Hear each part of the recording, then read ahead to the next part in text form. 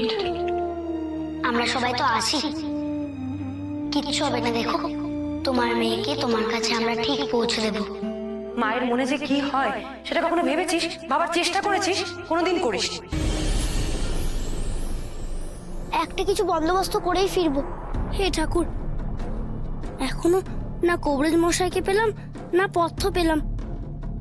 অন্য দিদি সেখানে কেমন আছে কে জানে। ওষুধ না নিয়ে গেলে অন্য দিদি ভালো হবে কি করে? কিন্তু এখানে ওষুধ বা পথ্য পাই কোথায়? ওহ, সূর্য দেব আজ যেন আগুন ছড়াচ্ছে। তেষ্টায় গলাটা শুকিয়ে গেছে। একটু একটু জল পেলে প্রাণটা জুড়োতো। আমি এখনো বলছি এই ছেলের চেহারা দেখে মেপো না, এই ছেলে ভয়ঙ্কর। এইটুকু বয়সে চরবৃত্তি করছে, আবার গুপ্তবিদ্যাও জানে। আমি বলছি মার, ওকে সবাই মারো, ওকে সবাই মারো। মানুষ কি শেষে পাথর হয়ে গেল? এত অবিশ্বাস বুকে নিয়ে বেঁচে তাকে কিভাবে? ওরে, ওর মুখের কথা ভুলিস নি, ওকে উচিত শিক্ষা দে, দেখবি সব কথা গড়গড় গড়গড় করে বলে দেবে। তোমরা কেমন ধারা মানুষ গো? এই জন্যই কি সংসার বাঁধন সব আলগা হয়ে যাচ্ছে দিন দিন? এ ছেলে সত্যিই বলেছে।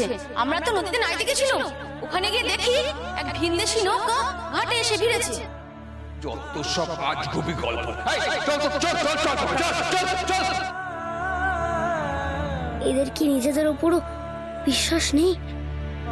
ঠাকুর, তুমি কি কিছুই করতে পারো না এদের ভুল ভাঙাতে?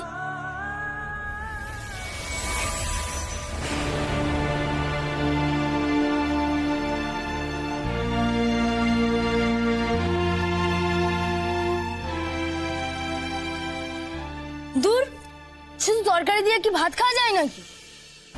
কেন রে গৌরী, আমার তো বেশ লাগছে। মায়ের হাতের এই তরকারি দিয়ে তো আমার এক থালা ভাত খাওয়া হয়ে যায়। তুমি চুপ করো তো শিব দাদা, একটু ডাল না হলে কি ভাত মাখা যায়? যা রান্না করেছি সেটাই খাও। পোষালে খাও, না পোষালে ঘরে গিয়ে জল খেয়ে শুয়ে থাকো। তোমার বাবা তো সবকিছু আমার উপর ছেড়ে দিয়েই খালাস। রান্না করতে গেলে যে দুটো জিনিস লাগে সে খেয়াল কি তার আছে? এই জিনিসগুলো আনবে কে? দেখলি তো, মাকে শুধু শুধু রাগিয়ে দিলি। এবার খেয়ে নে দেখি তাড়াতাড়ি। শোনো, ভালো মন্দ যদি খেতে হয় না, তাহলে 10 বাড়ি যজমানি করে বাড়িতে টাকা আনতে হবে। বাড়িতে টাকা আনো, তখন আমি ভালো মন্দ করে রেঁধে দেবো। আর যদি আনতে না পারো তাহলে যা রেঁধে দিচ্ছি এই শাক ভাত খেয়ে গিয়ে শুয়ে থাকবে। আমি এই বাড়িতে কারোর কাছে দাসখত লিখে দিয়ে যাইনি যে তোমাদের রোজ রোজ আমাকে লুচি, মন্ডা, মিঠাই এই সমস্ত রান্না করে খাওয়াতে হবে। সংসারে যার উপর যা ভার সেটা যদি ভালো মতো করতে না পারো তাহলে এসব খেয়েই তোমাদেরকে থাকতে হবে।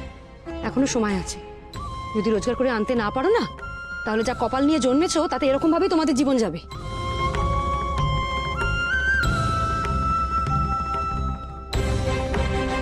হ্যাঁ, তোরা আর বাকি থাকিস কেন? তোরাও দে ভাতের মধ্যে জল ঢাল। বাবাকে দেখলি তো যত জ্বালা হয়েছে আমার। এমন কপাল নিয়ে আমি জন্মেছি, সব তাই যেন আমার। পারি না বাপু আর। সব আমার কপালের দোষ, সব আমার কপাল।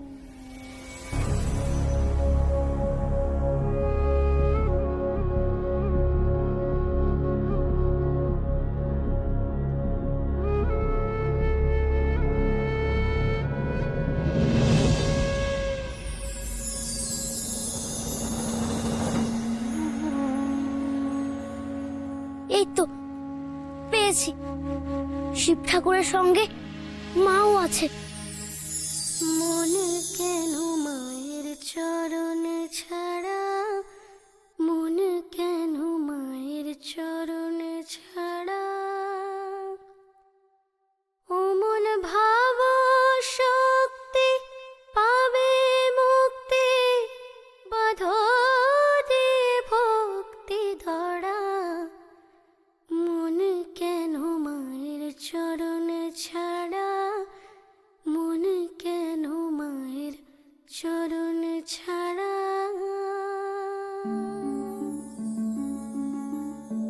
আশ্চর্য, কে এই ছেলেটা?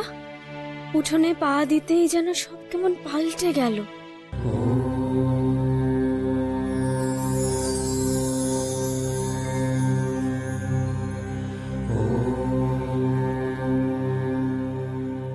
ঠাকুর, এখনো না কবরেজ মশাইকে পেলাম না পথ্য পেলাম।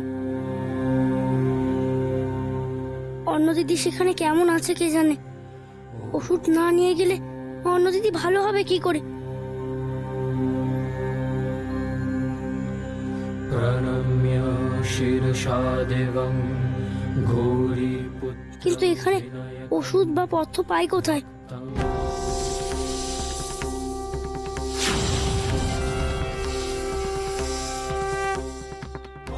এই ছেলেটা সরে যা ওখান থেকে, সাপ তোর দিকে আসছে যে। খোকা সরে যাও, সাপে কাটবে নাকি সেতে? সরে দাঁড়াও বলছি, সরে দাঁড়াও। আমার কথাটা শোন বাবা, সরে আয়, চোখ খোল, একবার দেখ, সাক্ষাৎ জম তোর সামনে।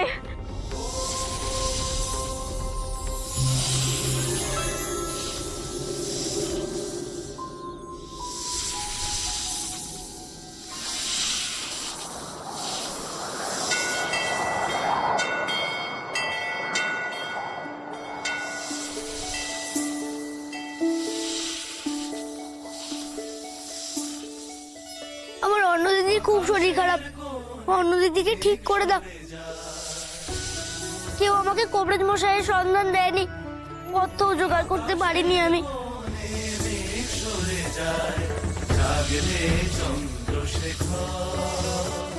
আমার অন্য দিদিকে ঠিক করে দাও।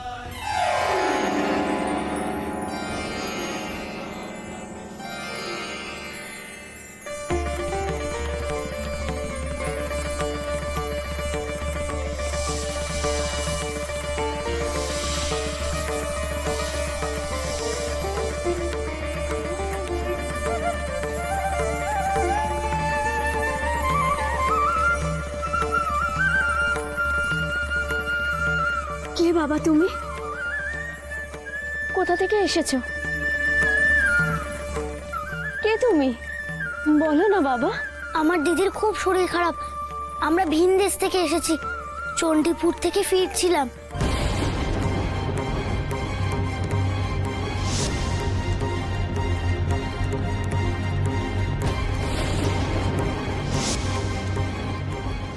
এই কে তুই?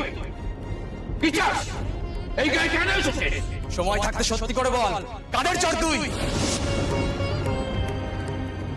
ইস, তোমার এমন বিপদ আর কেউ তোমায় বিশ্বাস করলো না। আর বিশ্বাস করার উপায়ই বা কি? এ গায়ে যে সব সময় বিপদ আপদ লেগেই থাকে, কবরেজ যে এ গায়ে কেউ নেই। কবরেজ ছিল আমার স্বামী, জঙ্গলে জঙ্গলে ঘুরে কত পাতা শেকড় বাকড় নিয়ে আসতো। গায়ের কারো কিছু হলে সেই দিয়ে চিকিৎসা করে ভালো করে দিত। কিন্তু এখন আর তাকে পাবে কোথায়? জঙ্গলে গিয়ে আজ কতদিন হলো তিনি যে নিখোঁজ। নিখোঁজ কেন? হারালো কেমন করে? সে অনেক কথা। এই গায়ের সব পুরুষরা জঙ্গলে যায় মধু আনতে, কিন্তু জঙ্গলে তো শুধু মধু থাকে না, সঙ্গে বাঘ ভাল্লুকও থাকে। কত লোক জঙ্গলে যায় আর ফেরে না, বাঘে টেনে নিয়ে যায়, না হলে সাপের কামড়ে মরে। তবে তো সত্যি খুব বিপদ তোমাদের। বিপদকে সাথে নিয়েই যে আমাদের ঘর করতে হয় গো। এখানকার কোনো পুরুষ মানুষ জঙ্গলে মধু আনতে গেলে তার বউকে বিধবা হয়ে থাকতে হয় তার ফেরা না অবধি। ফেরার পর আবার তার সিঁথিতে সিঁদুর ওঠে। আর যার স্বামী ফেরে না, তাকে বাকি দিনগুলো এইভাবে বিধবা হই। কিন্তু তোমার স্বামী ফিরবে না এ কথা তুমি জানলে কি করে? এমনও তো হতে পারে সে হঠাৎ একদিন তোমার কাছে ফিরে এলো। তোমার মুখে ফুল চন্দন পড়ুক বাপ, কিন্তু যাদের সাথে তিনি শেষবার জঙ্গলে গিয়েছিলেন তারা সবাই ফিরে এসেছেন, শুধু তিনিই আসেননি। আর কেউ কোনো খোঁজও দিতে পারেনি। কেন না গো, কষ্ট পেও না। আমার মন কি বলছে জানো? যার বাড়িতে কালী মা শিবশম্ভু একসাথে বাস করছেন, তার বাড়িতে এমন বিপদ হতেই পারে না। বিশ্বাস রাখো, দেখবে তিনি একদিন ঠিক ফিরে আসবেন। কাকি কাকি কাকি, তোমার স্বামী ফিরে এসছে কাকি। কি কি বলছিস তুই? সত্যি বলছি গো, এই তো দেখে এলাম।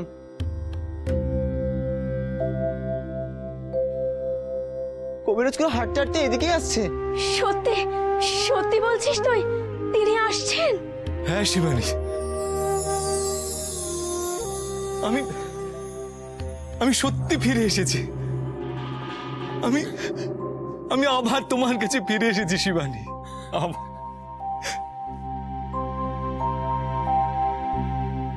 কে বাবা তুই?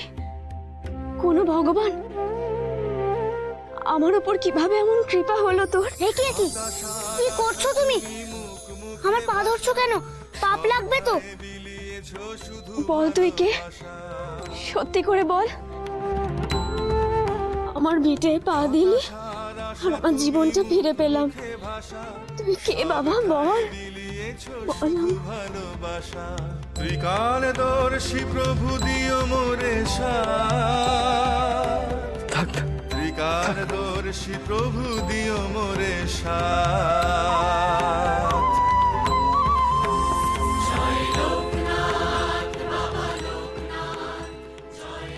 অন্য দিদিকে সুস্থ করে তোলো ঠাকুর, সুস্থ করে তোলো।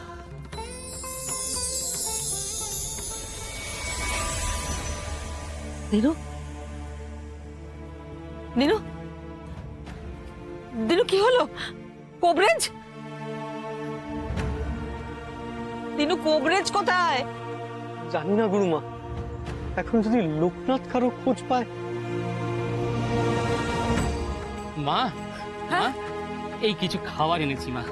ওর মুখে কিছু দেন, নয়তো শরীরটা আরো খারাপ করবে মা। দাও দাও দাও দাও। অন্য, ও মা অন্য, একটু হাঁ কর মা, একটু কিছু মুখে দে মা। ও মা, মুখে কিছু না দিলে কি করে সুস্থ হবি? অন্য, ও অন্য, ও দিনু, কি হবে দিনু? এদিকে এই মেয়ে এত অসুস্থ, ওদিকে লোকনাথেরও কোনো খোঁজ পাচ্ছি না। কি হবে? আমি তো কোনো তল খুঁজে পাচ্ছি না। ভরসা রাখো গুরুমা, ভরসা রাখো, আমার পড়ি আছেন। আর দেখো গুরুমা, যখন লোকনাথ এখনো ফিরেনি, তার মানে ও নিশ্চিত কোনো না কোনো একটা ব্যবস্থা করেই ফিরবে। আমি একটু দেখে আসি গুরুমা, লোকনাথ কোথায় আছে। অচেনা জায়গায় যদি পথ হারিয়ে ফেলে। হ্যাঁ, সে কি? না না, তোমার এখন কোথাও গিয়ে কাজ নেই। একে লোকনাথ নেই, তারপর তুমি চলে যাবে। গুরুমা, আমি বলি কি, লোকনাথ পথ হারাবার ছেলে নয় গো। ও যখন গেছে তখন নিশ্চিত কিছু একটা ব্যবস্থাও করেই ফিরবে। তাই যেন হয় ঠাকুর, তাই যেন হয়। এদিকে এই মেয়েটা জ্বরে এত কষ্ট পাচ্ছে, ওদিকে লোকনাথের খোঁজ পাচ্ছি না ঠাকুর। ওর যেন কোনো বিপদ না হয়, রক্ষা করো ঠাকুর, রক্ষা করো, রক্ষা করো, রক্ষা করো। এ কি বলছো গো লোকনাথ? আমার তো এখনো পর্যন্ত বিশ্বাসই হচ্ছে না। সত্যি, এ তো পুরো অবাক করে দেওয়া কাণ্ড। অবাক মানে? কি আর বলি, সত্যিই ওকে আমাদের চিনতে ভুল হয়েছিল। হ্যাঁ, ভুলই তো হয়েছিল। আমি বলেছিলাম না ওর মধ্যে ভগবানের আশীর্বাদ আছে।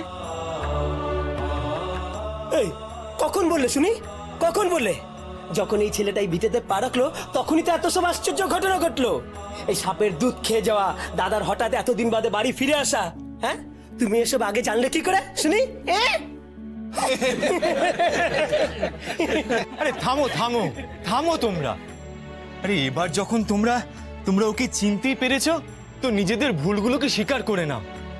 না হলে স্বয়ং ভগবানও তোমাদের রক্ষা করবেন না গো। হ্যাঁ, সে তো বটে। বাবা লোকনাথ, আমরা তোমাকে বুঝতে পারিনি বাবা।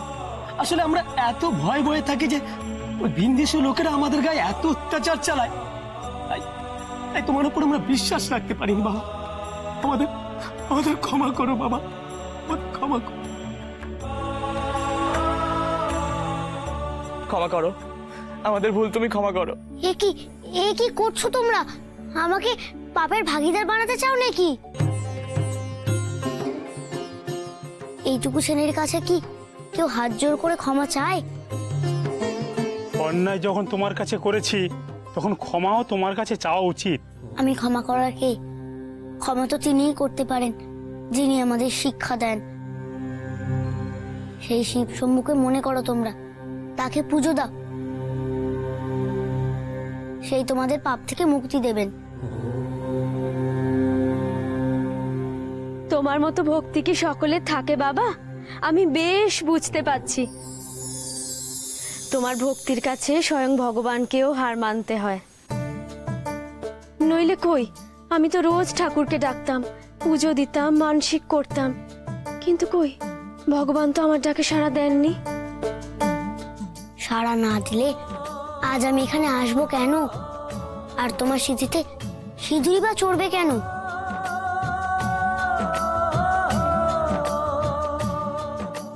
ভগবান ভক্তকে অগ্রাহ্য করতে পারে না গো, আমরাই তাই সারা বুঝতে পারি না। যে যাই বলুক, তবু আজ থেকে তুমি আমার সব ভগবানের মধ্যে একজন হলে লোকনাথ।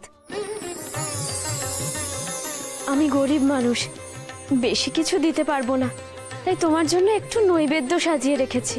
আমার ওসব কিচ্ছু চায় না গো, শুধু তোমরা আমার শিব শম্ভুকে বলো আমার অন্য দিদি যেন তাড়াতাড়ি ঠিক হয়ে যায়, আমরা যেন খুব শিগগিরই বাড়ি ফিরতে পারি মায়ের কাছে। সে তো ফিরবেই, আর তোমার অন্য দিদিও ভালো হয়ে যাবে। দাঁড়াও, দেখো তো আমার ঝোলার মধ্যে কিছু। আরে তুমি বসো বসো, দেখে আমার ঝোলার মধ্যে কিছু পাই কিনা।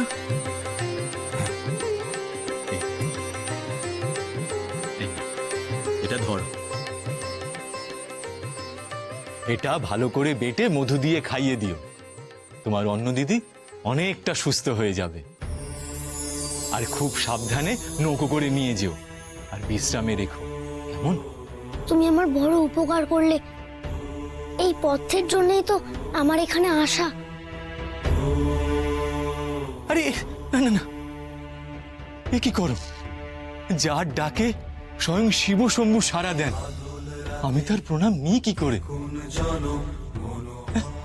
তোমরা তোমরা সাবধানে যেও, আর যদি কখনো এধার দিয়ে যাও তাহলে আমাদের সঙ্গে একবার দেখা করো, কেমন? আমরা তোমাকে কোনোদিনও ভুলতে পারবো না লোকনাথ, কোনোদিনও না। একই দেহে অপার শোভা, এক হরিহর।